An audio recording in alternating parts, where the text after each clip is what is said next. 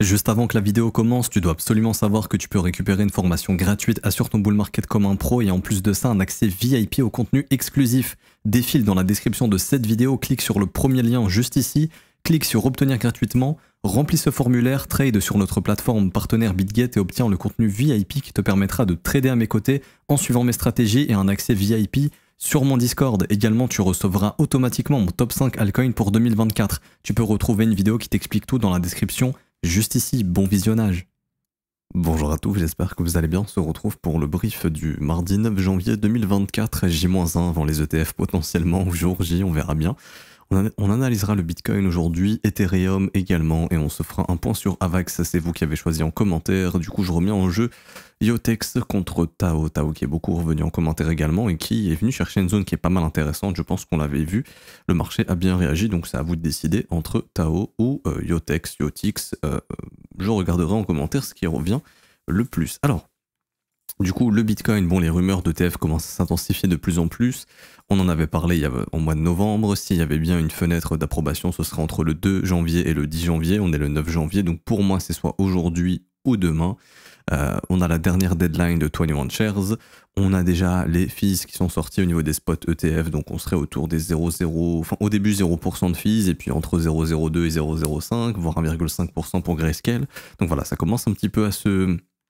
On va dire, on commence à avoir les infos officielles, entre guillemets, enfin ce qui est dans le dossier. Du coup, ouais, c'est probablement imminent. Si c'est pas aujourd'hui, ce sera probablement demain. Est-ce qu'on peut toujours avoir un rejet, c'est-à-dire repousser jusqu'au mois de mars? Oui, bien évidemment, on pourrait. Maintenant, tout semble être au vert actuellement pour une approbation imminente. Encore une fois, je le dis, on peut très bien se faire rejeter.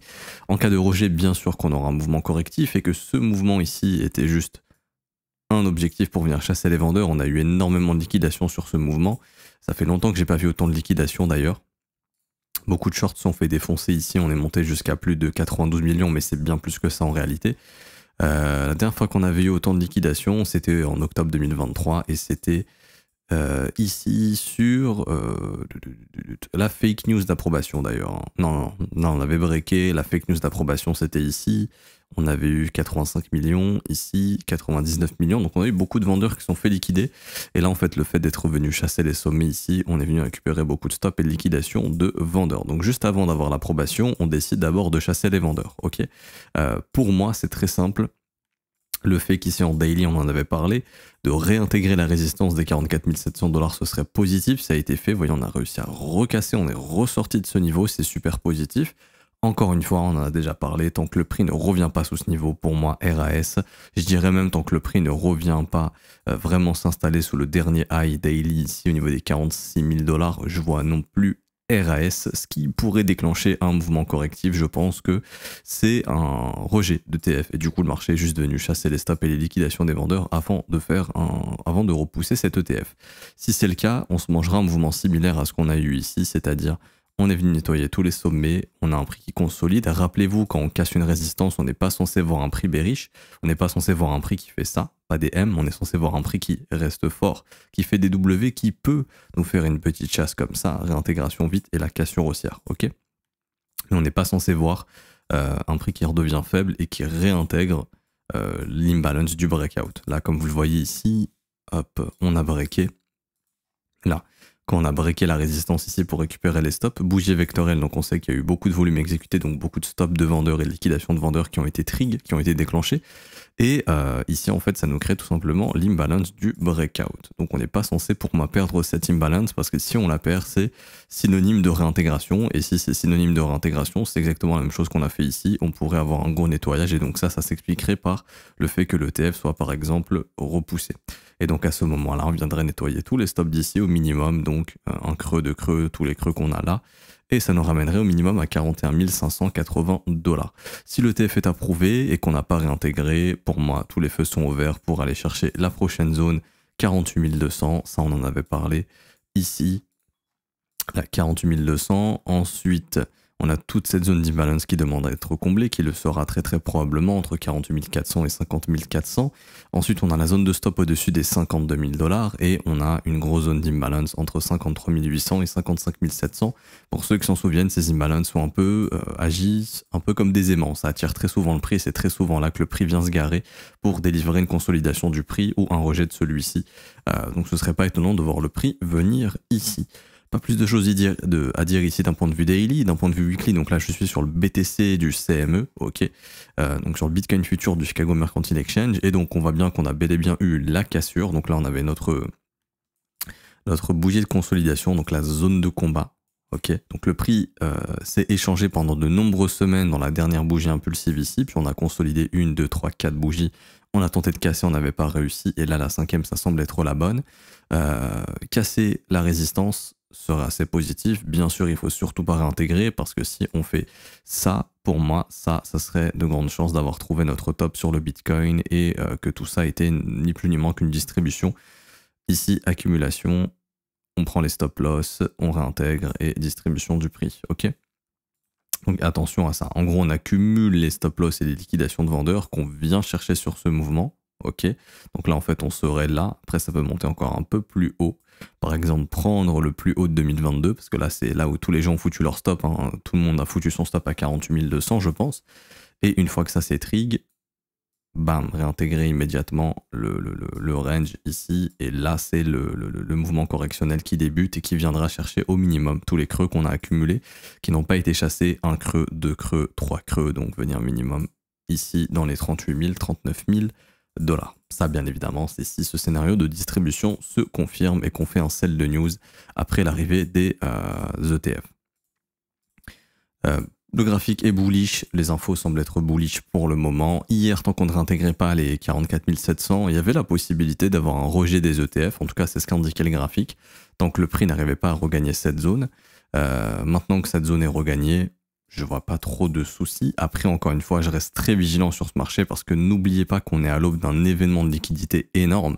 Qui dit événement de liquidité énorme dit piège généralement et grosse volatilité. Ok, donc faut faire extrêmement attention. Pour moi, d'un point de vue technique, encore une fois, là on le voit depuis le breakout. Tant qu'on ne réintègre pas le breakout à nouveau, RAS. Par contre, si on réintègre le breakout à nouveau, là honnêtement ça commence à puer.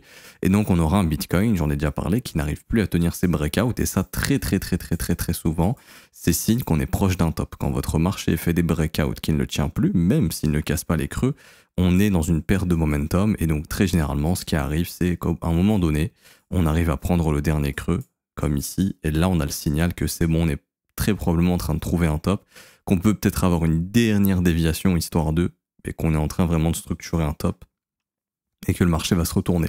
C'est clairement pas le cas pour le moment, dans le sens où il n'y a pas eu de cassure du creux précédent. Hein. Techniquement, on est très clean ici pour l'instant. Le dernier creux va être ici. Donc là, pour l'instant, j'ai envie de dire que c'est clean. Tant qu'on ne retourne pas là-dessous, il n'y a pas de gros risques. Maintenant, d'un point de vue momentum et action de prix, voilà, déjà revenir sous la résistance, ce serait pas forcément super bullish. Pas plus de choses à dire pour le BTC, donc surveillez bien le comportement du prix ici en horaire. Hein. Faut surtout pas qu'on se rebouffe une structure comme ça serait vraiment pas bon. Si le prix se met à consolider comme ça, pareil. Dernière chose, après je switch sur ETH. Si Bitcoin ici commence à ranger, ok, entre ces deux bornes, c'est-à-dire que le prix là il range dans les prochaines heures, et que peu importe avant l'annonce ou bref, le prix vient ici, ok, décide d'aller casser au nord et qu'il réintègre, ça déjà juste en horaire pour moi ça sera un gros signal de hedge et de temporairement sortir du marché le temps que le marché soit regagne la résistance, soit qu'il fasse un nettoyage, ok. Une fois qu'il a nettoyé, ça peut être par exemple assez violent, venir récupérer tous ces creux, là il y a la possibilité de reprendre une exposition BTC. Parce que là, si on commence à ranger au-dessus de la résistance, qu'on breakout et qu'on réintègre, il y a de grandes chances que par la suite ça casse au sud et qu'en même temps, ça vienne réintégrer tout le mouvement et qu'on a un gros nettoyage. Donc faites très attention à cette action de prix ici, qui serait plutôt range, cassure au nord en premier et ensuite cassure au sud. Là, vous voyez, on commence vraiment à créer des sommets ici, donc ça commence à créer des stops et des liquidations. Je pense pas que le marché se retournera avant d'avoir été chercher ces niveaux, si on fait ce que je vous ai dit. En revanche, si pareil, on crée des creux ici, on chasse, on réintègre. Là, il y aura tout ce qu'il faut pour faire le breakout et peut-être à ce moment-là, l'approbation des ETF, direction 48 200 et 50 000 $. Personnellement, je pense qu'ils vont tout faire pour que les gens s'intéressent au prix, s'intéressent au Bitcoin, parce qu'on n'est pas venu jusqu'ici pour rien. Ils n'ont pas fait autant de promotions, tout le monde parle des ETF, machin. Je pense pas qu'ils aient fait tout ça pour pas que les retails rentrent dans ce marché. Est-ce que les retails sont dans ce marché? Il y a des retails, bien sûr. Mais est-ce qu'il y a de nouvelles personnes et énormément de personnes qui se sont intéressées au Bitcoin récemment? Non. C'est pas encore venu aux oreilles des gens. Et ça va venir aux oreilles des gens quand les ETF seront approuvés et quand tous les médias du monde vont en parler, les médias européens, américains, etc., etc. Parce que là, actuellement, ça reste encore en cercle fermé. Moi, perso, je le vois au niveau de mes stats YouTube, qui est un très bon indicateur, où, je sais pas si je vais vous mettre un screen sur le TradingView, mais je suis en train de le préparer. Mais grosso modo, au niveau des abonnés quotidiens, il y en a très peu. Ça, c'est un très bon indicateur qui montre qu'il y a très peu de nouvelles personnes qui s'intéressent aux crypto-monnaies. Ok. Donc là, en fait, il y a le nombre d'abonnés daily. Ici, donc le top, c'était mars, avril, mai 2021. Donc là, c'était la folie. Ensuite, on a eu un gros rebond octobre-novembre 2021. Et après, plus rien. Donc là, c'était le top du Bitcoin. Donc là, c'était le premier top. Ensuite, le second top. Et là, on voit que les gens sont clairement pas intéressés par la crypto-monnaie. Donc pour moi, les nouveaux retails ne sont pas encore là. Donc ça m'étonnerait qu'on top tout de suite sans que ici je commence à avoir des gros spikes d'abonnés qui m'indiqueraient que ok, là il y a de nouvelles personnes qui s'y intéressent, on est en train de trouver le pic d'audience et que on peut trouver le top de cette année 2024 avant peut-être une plus large consolidation. Et si jamais on rentre pas dans un bull market, genre le bull run tout de suite, mais que ce soit pour plus tard, genre par exemple fin 2024, début 2025, qu'on trouve un top ici début 2024 et qu'ensuite on ait des retracements, etc. Une dernière purge sur le marché pour aller faire le gros bull run par la suite. Et ça se marquerait, je pense, pour moi, avec des gros pics ici au niveau des gros pics d'audience, comme ça a été le cas ici, où là les ETF arrivent, tout le monde se réintéresse, tout le monde écrit crypto sur YouTube, tout le monde tombe sur la chaîne, tout le monde s'abonne. Et qu'on ait un gros signal ici, comme quoi il y a beaucoup d'arrivants, et que ça pourrait être un moment de former un top. Donc ça, honnêtement, je le vois pas encore. Donc c'est ce qui m'invite à penser que c'est pas encore venu aux oreilles des gens, et je doute qu'on soit venu jusqu'ici, comme j'ai dit, pour pas toper. Et que ce soit venu aux oreilles des gens. Alors, concernant ETH, donc hier on avait vu justement la petite chasse au stop ici, donc range, déviation, réintégration, l'une des meilleures patterns que vous pouvez trouver sur les marchés, enfin de mon humble avis, ça fonctionne super bien. Donc réintégration, généralement l'objectif c'est quoi? On a tracé ici tous les stops, c'est au minimum de venir chercher les stops ici, le marché est venu les chercher, donc l'idée de trade tout simplement c'est quand ça dévie ici, que ça casse le support, on attend que ça le réintègre. Ici, invalidation au niveau du plus bas qui a été trouvé et au minimum les stop loss ici, ça offre de très bons risk reward. Alors, ETH, il est revenu en zone de rechargement de short, lui ses stops, s'il veut aller les chercher, c'est au-dessus du sommet, donc des 2456 $. ETH est plus faible que Bitcoin, ça s'explique parce qu'on en a déjà parlé plein de fois, mais le narratif, il est pour Bitcoin, il n'est pas pour Ethereum encore, donc c'est normal d'avoir un Bitcoin qui est plus fort. Et donc c'est normal d'avoir une Bitcoin dominance qui augmente et une Ethereum dominance ici en bleu qui diminue pour l'instant. Okay, on a aussi une altcoin dominance qui rechute, qui réintègre le breakout qui a été fait. Ça, faut vraiment surveiller, mais ça annonce un signal de faiblesse sur les alts. Ça, j'y reviendrai dans ces prochains jours. On attend de voir si on arrive à réintégrer ou non. Et donc pour revenir ici sur ETH, zone de rechargement de short, on est dans ces zones d'imbalance, c'est le meilleur endroit pour se hedger sur ETH actuellement. Ok. Donc en attendant l'approbation de l'ETF Bitcoin, probablement se hedger. Pas plus de choses à dire. C'est une zone de vente, c'est une zone de profit, c'est une zone de short pour ceux qui veulent trouver du short. Après, encore une fois, s'exposer contre tendance, ça peut être très compliqué.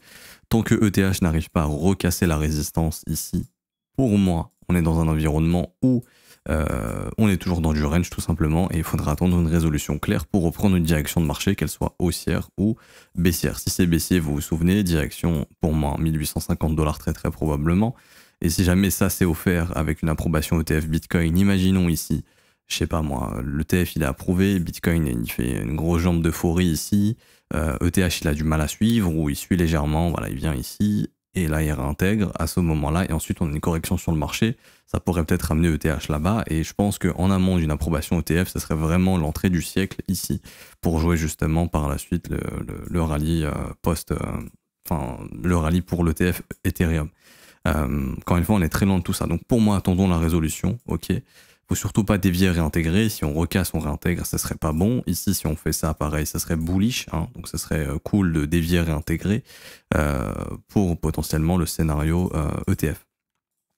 Pas plus de choses à dire, donc vigilance dans les zones où on est sur Ethereum. Tant qu'il casse pas la résistance, il retrouvera pas du momentum. Ça veut dire qu'il aura du mal à pumper comme le fait Bitcoin. Et là, on le voit, il est vraiment en retard. Bitcoin, il est déjà tout là-haut. Ether, il est juste ici pour l'instant. Et sur les mini-consolidations, Bitcoin fait un mini-dip et Ethereum fait un dip plus important. Ça s'explique tout simplement par le fait que ETH soit plus faible que BTC. Et ça, on en a déjà parlé plein de fois. Mais sur la courbe ETH-BTC, on s'attend à ce que le prix vienne chercher les stops. Du plus bas de 2022 ici, donc ça c'est le plus bas de l'année de 2022 et on s'attend à ce que ce soit atteint par le marché. Avant d'avoir tout reverse possible, on en a parlé, mais sur l'approbation Bitcoin, on risque d'avoir beaucoup de volatilité sur Bitcoin et beaucoup plus de force sur Bitcoin que Ethereum, donc c'est ce qui expliquera le fait qu'on viendra chercher tous les stops et les liquidations qui attendent sur ETH BTC, et une fois que ça c'est fait, on viendra chercher probablement cette grosse zone d'imbalance entre 0,045 et 0,040 ici, donc ça pourrait faire encore un dip de 17 à 6% de ETH face au Bitcoin, ok, donc ça expliquerait que Bitcoin peut monter par exemple à 50 000, 52 000 et que ETH soit autour des 2500, 2600, voilà, qu'il ait vraiment du mal à augmenter.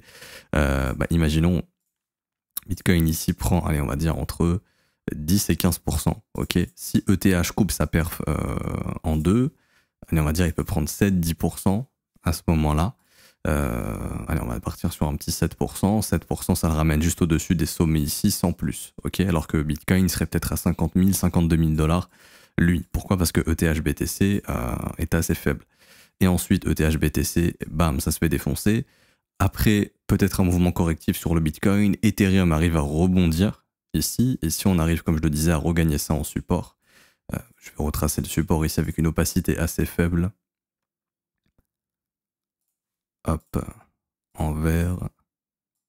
Voilà. Quand on arrivera à regagner le support ici, pour moi, on rentrera définitivement dans le scénario ETF, Ethereum, et je pense que ETF regagnera, que ETH regagnera de la force face au BTC et qu'il faudra switcher sur de l'Ether plutôt que du Bitcoin une fois que le narratif Bitcoin sera fini. Après, encore une fois, il faut que ce scénario se valide et pour moi, c'est d'abord au sud, ensuite on réintègre et là, il y a tout ce qu'il faut pour aller s'attaquer à tous ces sommets ici qui sont intacts et qu'on pourra aller défoncer. Et quand tout le monde reparlera de flippening, peut-être autour des 0,01, voilà, peut-être vers ces niveaux, si on y vient, bon bah c'est à ce moment-là où il faudra se casser d'Ethereum et retourner dans le BTC. Voilà. De toute façon, quand tous les gens parlent de flippening, c'est généralement le meilleur moment pour se barrer. Hein. Vous allez sur Google Trends, vous écrivez Ethereum flippening et vous allez voir qu'à chaque fois qu'il y a des pics, c'est le moment de se casser d'Ether pour retourner dans le Bitcoin. Donc ici, je vais écrire Ethereum flippening. On lui va écrire n'importe quoi. Voilà. On va mettre dans tous les pays. On va mettre sur les 5 dernières années. Voilà, à chaque fois. Oula. La data, elle est un peu nulle ici. Je sais pas. Non, je m'attendais à des pics normalement. Mais je trouve ça bizarre. Mais bon, il suffit juste de regarder Twitter quand tout le monde va parler de ça. On sait qu'on aura probablement le flippening. Enfin, pardon, justement, le top de THBTC. Après, là, je vois pas forcément de gros top ici. Est-ce qu'on aurait d'autres termes? Ethereum, surperform Bitcoin. Après, voilà, c'est des mots un peu compliqués. Bon, j'essaierai de trouver un bon terme. Après, Ethereum, c'est vague. Hein. Pour moi, ce sera pas forcément bon. Les pics au niveau des sommets, ce qui est complètement logique. Ouais, non, j'essaierai de retrouver un terme mieux que ça pour comparer la force. Mais bon, quoi qu'il en soit, vous le verrez autour de vous, tout le monde en parlera. Et généralement, ça arrive quand on est vers ces valeurs. Ici, il faut savoir qu'à long terme, le flippening diminue. C'est-à-dire que là, par exemple, si on vient là, on fait un flippening. Il faudrait que je recalcule. D'ailleurs, j'avais un indicateur qui le calculait pour moi, pour le flippening ici, mais peut-être qu'on est quelque part par là. Peut-être qu'il faut dépasser les 0,11 par exemple. Il faut juste regarder la capitalisation du Bitcoin et je referai la formule, je le remontrerai sur la charte ici. Simplement, si vous voulez, on le fait maintenant. On prend Ether Market Cap, si je le trouve. Alors, Ethereum Market Cap divisé par BTC Market Cap fois 100. Hop, donc là on est à peu près à 30% Ethereum à 30% de la capitalisation de Bitcoin. Je vais vérifier pour être sûr, hein, mais normalement la formule est correcte. 200 milliards, 915 milliards, on prend la calculatrice. Donc c'était combien exactement? C'était 30%, on fait x 0,30, 274 milliards, on est à 200, donc moi j'ai fait 30 mais c'est 0,35, on est bon, on est bon. Donc la formule est correcte ici. Et du coup, le flippening, c'est le jour où ici on atteint 100. Simplement. Si un jour Ethereum monte jusqu'ici, il aura dépassé Bitcoin en termes de capitalisation. Donc généralement, voilà, quand on arrive dans ces eaux, les 55, 60, généralement là les gens commencent à parler de flippening et c'est le moment de switcher ses Ethers en Bitcoin. Voilà, donc d'abord, chasser ses plus bas. Ensuite, si on retrouve de la force, pourquoi pas remonter ici et que tout le monde reparle de flippening. Pas plus de choses à dire à ce niveau-là. Hop, ici. Donc j'étais pas sur ce ticker, je pense. Je vais essayer de le retrouver.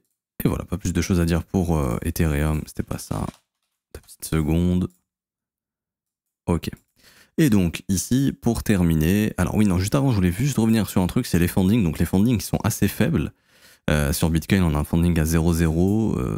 Ici, on est à 0,01 sur Binance, 0,01 sur Bybit. C'est très faible. On avait même du funding négatif là. Donc les gens étaient plutôt sceptiques sur le mouvement. Et là, les gens n'y croient pas réellement. Donc pareil, ça m'étonnerait qu'on puisse trouver un top dans ces conditions-là, pour être honnête, avec des gens qui sont très sceptiques. Je pense qu'il faut vraiment de l'euphorie. Et j'ai l'impression que cette euphorie, elle est vraiment pas dans le marché. Même sur ETH, les fundings sont toujours reset après les gros spike de funding qu'on a eu, donc je pense que les gens attendent l'approbation pour FOMO, et une fois qu'on aura l'approbation, je pense qu'on aura notre dernière vague haussière en mode gros FOMO, grosse accélération, donc il faudra s'attendre à ce que pour moi ça vienne entre 50 et 60 000 $ honnêtement, cette vague de FOMO probablement, s'il y a approbation imminente et qu'on réintègre pas à nouveau les 44 700.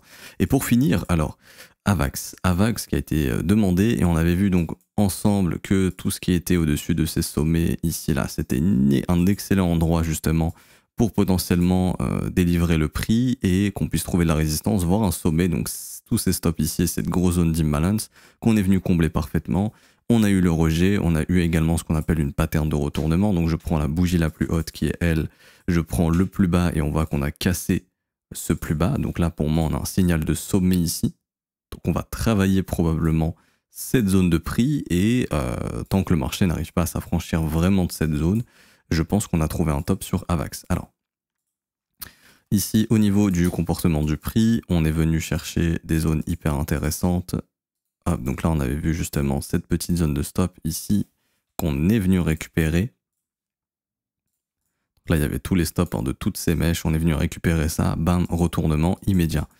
Donc le prix n'est pas venu là par hasard. On voulait sortir des acheteurs une fois que ça a été fait. On est en train de former une pattern de retournement haussière daily. Donc ça veut dire qu'on a un rebond qui est en train de se mettre en place. On prend son petit fib. Généralement, le premier niveau qu'on vient localiser, c'est le premier arrêt, 0,382. Donc ça, c'est vraiment l'objectif minimal de rebond. Si ça échoue ici, on peut s'attendre à une continuation de la correction ici. Et à ce moment-là, par exemple, on peut avoir des zones de rechargement qui viennent se former et qu'on viendra chercher. Donc là, la zone de rechargement, et ça, c'est vraiment une bonne zone pour investir long terme sur AVAX si on y revient. Pour le prochain bull market, c'est entre du 24 $ et du 17 $. C'est vraiment une zone professionnelle si on y revient. Et tout ce qui est en dessous également, c'est plutôt cool. En revanche, actuellement, on est bien venu récupérer les stops, on rebondit, donc premier objectif 38,2, on voit ce qui se passe, si 38,2 ça casse, on aura un rebond plus important, et donc à ce moment-là, personnellement, je vois que le prix aura de grosses probabilités de venir récupérer les stops de cette mèche ici, ok, donc, et je pense qu'on viendra combler cette petite imbalance qu'on a laissé traîner, donc le prix reviendra probablement entre aux alentours des 45 $. Ok, ça correspondra à la zone de rechargement de short et c'est une zone dans laquelle pour moi, si on y revient, il faudra se hedger ou récupérer des profits pour avoir une direction claire, c'est-à-dire ok, on casse vraiment, on repart, ou malheureusement on n'y arrive pas et on est en train de former ici potentiellement un M-Top Weekly qui marquerait la fin du rallye et qui marquerait le début d'une correction pour 2024. Ok, donc première étape, on surveille 38,2. Si ça casse pas, c'est continuation baissière immédiate et très certainement qu'on viendra recasser ici et là on se dirigera dans la prochaine imbalance entre 30$ et 28$, ok. Si le narratif ETF prend et que Bitcoin voit son ETF être accepté et qu'on a un bon élan d'euphorie sur le marché, bon, faut savoir que ça profitera majoritairement au BTC, donc la Bitcoin dominance risque d'augmenter encore, ok. C'est-à-dire là vraiment on peut vraiment monter haut et vite, hein, par exemple 55-60% de dominance pour Bitcoin, donc c'est Bitcoin qui va rafler tout. Et donc à ce moment-là, les altcoins vont suivre, mais bien moins qu'un BTC, ok. Et donc là, par exemple, la vague, je pense qu'il pourra revenir en zone de rechargement de short sans trop de soucis, et vigilance dans ces zones, parce qu'après, si Bitcoin finit son mouvement d'euphorie en blow-off top et qu'il y a une grosse correction, bah, si le prix il est venu là, il y a tout ce qu'il faut pour remettre une couche baissière et peut-être commencer à former quelque chose de plus baissier par la suite, ok. Donc vraiment grosse vigilance dans ces zones. Maintenant, pour les investisseurs long terme, on n'est même pas encore dans des zones, je pense, de profit agressif. Quand je dis agressif, c'est vraiment on se paye, on prend beaucoup de bénéfices, on n'y est même pas encore, puisqu'on est encore dans les zones de rechargement long terme. Ça veut dire que là, je m'adresse plutôt aux swing traders, ok. Si vous êtes dans une optique d'investissement long terme sur AVAX, pour moi, les bénéfices, ça se prendra quand on sortira des zones de rechargement d'achat, donc déjà au-dessus des 57$, et donc ouais, ça se passera au niveau des 60, ok, 60$, première zone de TP. Deuxième zone de TP, pour moi, ça serait aux alentours des 80$. Troisième zone de TP, c'est pour moi au-dessus des 105$. Et ensuite, on va chercher les objectifs au-dessus des ATH. Et donc, à ce moment-là, ce sera des extensions 161.8, 200. Hop. Et donc, bien sûr, prendre des profits sur la montée, mais on pourrait même viser entre 230$ et 285$ au prochain bull market. Et je tenais à dire quelque chose d'autre. Oui. Là, on pourrait former, si jamais les ETF sont un top, c'est-à-dire qu'on fait une grosse dernière hausse, qu'on a un élan de rebond sur les altcoins, mais qu'elles n'arrivent pas à casser les sommets et qu'on forme des sommets descendants, on aura des corrections. Et donc là, il faudra s'attendre en 2024 à un sommet ici, probablement en été, revenir dans les zones de rechargement, y former des structures de bottom pour repartir courant fin 2024, début 2025. Généralement, c'est la cyclicité qui respecte le marché crypto. Il n'est pas obligé de la refaire, hein.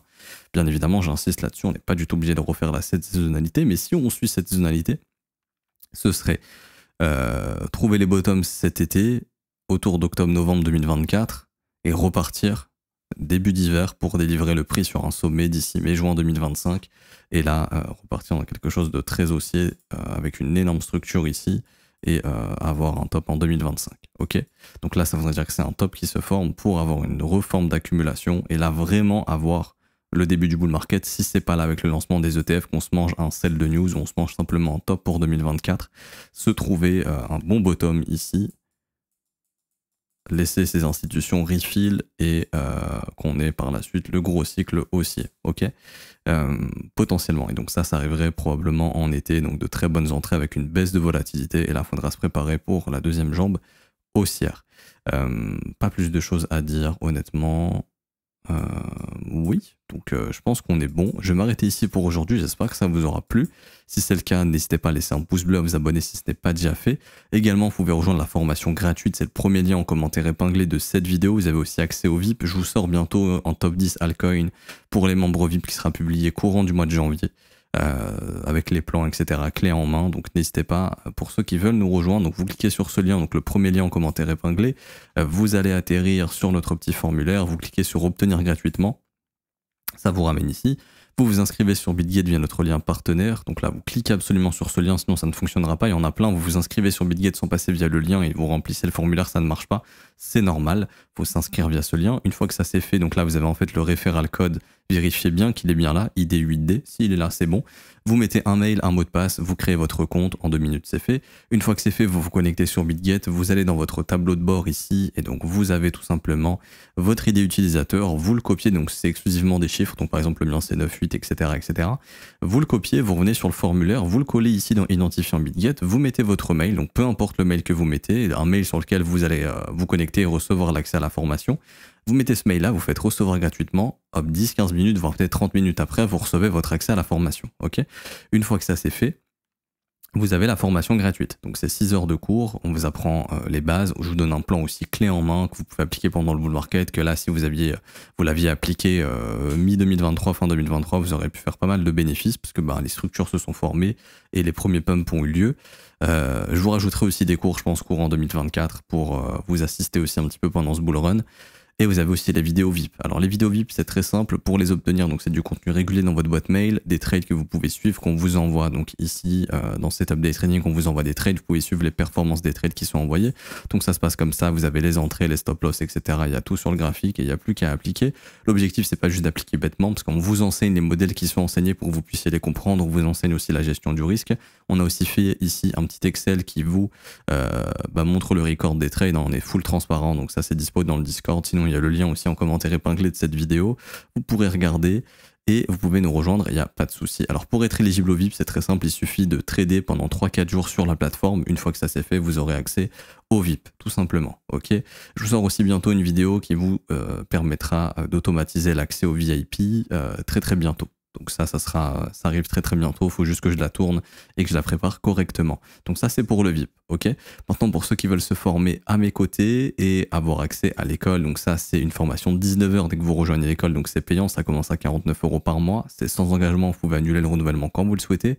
Vous avez aussi les offres 3, 6, 12 mois qui ont des réductions, on a actuellement 36% de réduction sur l'offre annuelle. Vous avez accès à une formation de 19 heures de cours, donc cours vidéo, cours écrit, là on a tous les cours qui sont ici avec les cours vidéo. Là, vous allez avoir les cours vidéo, etc., etc. Ensuite, vous avez tous les cours ici, tous les modules. Donc, il y a ici au total 8 modules, analyse fondamentale, order flow, psychologie et sentiments avec tous les cours. Donc, il y a absolument tout ce dont vous avez besoin.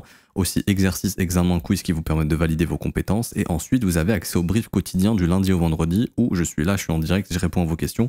On analyse les marchés ensemble, on voit des stratégies, des trades ensemble. J'analyse vos cryptos, je vous montre aussi des cryptos qui pourraient être intéressantes, je vous montre des plans de trading, etc., etc. Il y a aussi, ça aussi c'est dispo en rediffusion si vous n'êtes pas présent pendant le direct, et il y a même un résumé écrit qui vous est proposé si vous n'avez même pas le temps de regarder la rediffusion vidéo, vous avez au moins les choses les plus importantes et même les idées de trade les plus importantes à suivre, ok. Je m'arrête ici, donc pour rejoindre l'école, c'est le 4e lien en commentaire épinglé de la vidéo, rejoindre l'école, écoletron.fzco.com, vous cliquez sur ce lien, ça vous ramènera sur notre site, et vous pouvez choisir votre abonnement tout simplement, ok, c'est 100% sécurisé, il n'y a pas de problème. On se retrouve donc demain, peut-être avec une approbation d'ETF, ou aujourd'hui, donc si c'est le cas, je serai beaucoup, et je suis beaucoup actif sur Twitter, donc je vous invite à nous rejoindre sur Twitter, le Trône FR, et je tweete pas mal en ce moment. On se retrouve demain, bonne journée à tous, ciao ciao.